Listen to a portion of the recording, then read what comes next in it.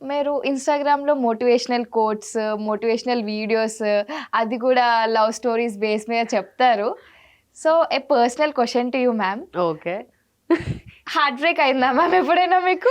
ఇప్పుడు చాలా మంది కెమెరా కోసమని అయ్యో లేదు నేను సింగిల్ నాకు ఎప్పుడు లవ్వే అవ్వలేదు అని అందుకే మీ చెప్తారు. నుంచి నేను చాలా హానెస్ట్ ఆ, ఆన్సర్ అదే కనుక్కోవాలనుకుంటున్నా. కానీ అలా చెప్పినా కూడా నమ్మేంత పిచ్చోళ్ళు ఎవరు లేరు ఇక్కడ.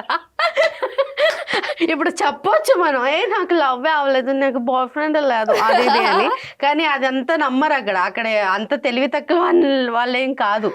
సో నాకు లవ్ అయింది, బ్రేకప్ కూడా అయింది. సో అది ఇన్స్టా ఫ్యామిలీ మెంబర్స్ అందరికీ తెలుసు. ఎందుకంటే లవ్ అయినప్పుడు కూడా ఫొటోస్ మంచిగా దిగి మై లవ్ అని పెట్టుంటాను, బ్రేకప్ అయినప్పుడు కూడా అని పెట్టుంటాను. ఎన్ని years of relationship ma'am?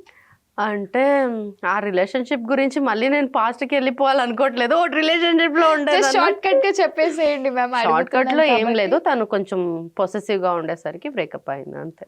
Okay. కానీ మళ్ళీ healthy no relationship, patch up healthy relationship. There is no తను ఛాన్సెస్. మంచోడే, నేను మంచిదాన్నే. ఇద్దరికి ఒక అండర్స్టాండింగ్ లో మనం విడిపోయాం అంతే. అంటే నువ్వు ఇలా చేసావు నేను ఇలా చేసా అలాంటి బ్రేకప్ కాదు, అండర్స్టాండింగ్ లో విడిపోయాం. మన Telugu industry or Kannada industry? మొత్తం ఇప్పుడు పొరపాటున నన్ను పెళ్లి చేసుకోవాలని ఎవడైనా అనుకున్నా కూడా వద్దు అనుకునే స్టేజ్కి ఇంటర్వ్యూ చేస్తున్నారా బాబోయ్. అంటే బాయ్ ఫ్రెండ్ గురించి డీటెయిల్గా వద్దులేండి.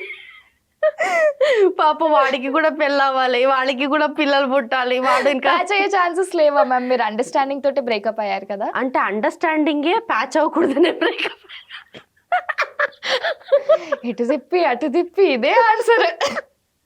సారీ ఫ్యాన్స్, మీ ఆన్సర్స్ తీసుకురాలేకపోయాను. పర్లేదు, personal గా మీలో అడగండి. ఎవరినైనా ఒక్కరిని సెలెక్ట్ చేసుకుని పెళ్లి చేసుకోవాలనుకుంటున్నా, అందుకే పాస్ట్ వద్దు.